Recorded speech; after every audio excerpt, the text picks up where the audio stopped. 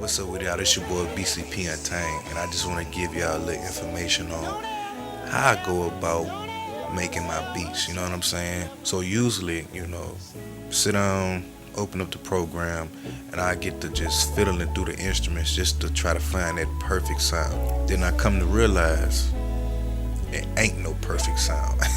So what usually helps me out with that process is I just pick a random piano, you know what I'm saying? As long as it got a little reverb on it, what I do is I just come up with melodies. So that be the base of it. And I might not even use that piano, but just to get the melody going. You can't go wrong with starting with a piano. After that, I get to find the instruments, to that I feel like will suit that melody I just made. And then I move on to, building other melodies around that one. You know what I'm saying? And yes, I make all my melodies from scratch.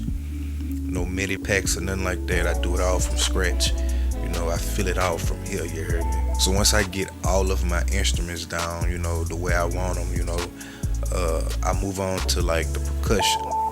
Now, when it comes to hi-hats, I either make them myself or I use pre-made ones, you know what I'm saying? Because that don't really matter.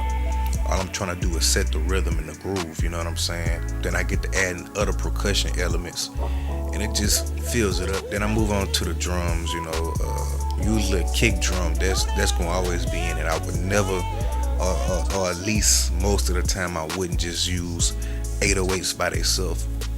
I use kick drums because I like to use bass lines, from a fretless guitar or something like that, and that usually be a whole separate part by itself. I do the 808 by itself, and then I combine the 808 and the kick drum. For my claps, I don't use claps that much. I usually use snares, but sometimes I do a combination of the two. It depends on the rhythm I'm trying to create. Once I get that down pat, it kind of helps me determine whether I'm going to use a clap, a snare, or a clap and a snare. Sometimes I combine a clap, snare, and a snap.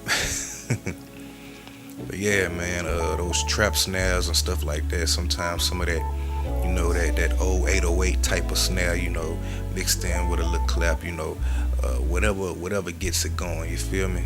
Once that's done, you know what I'm saying, I go over it, make sure that it's where I need it to be, and usually I change stuff, you know what I'm saying? I don't always just jump on the first sounds that I made, you know what I'm saying, because I feel like it can be better.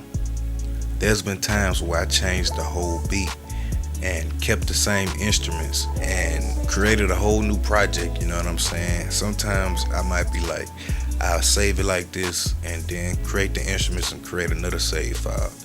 But, it can go in either direction. But my main focus is to make sure I got something that has a nice rhythm to it, that you can feel a vibe from, and you can jam to. My problem is, I don't always make beats that you can rap to. And that's why I'm gonna start going in a direction of just instrumental music, because I kind of fill up all the space most of the time, you know what I'm saying? And it's hard to rap on, because I can't rap on my beats, but if I get somebody else beat off of YouTube or something, I can just flow on it easily because they leave space. I tend to have that problem, and I'm working on that. But I don't want to be like just this producer for music. I want to, just create wonderful beats. But yeah, thank y'all for taking time to listen to me run my mouth, and I'll see y'all next time. B.C.P. Untamed, and I'm out this thing.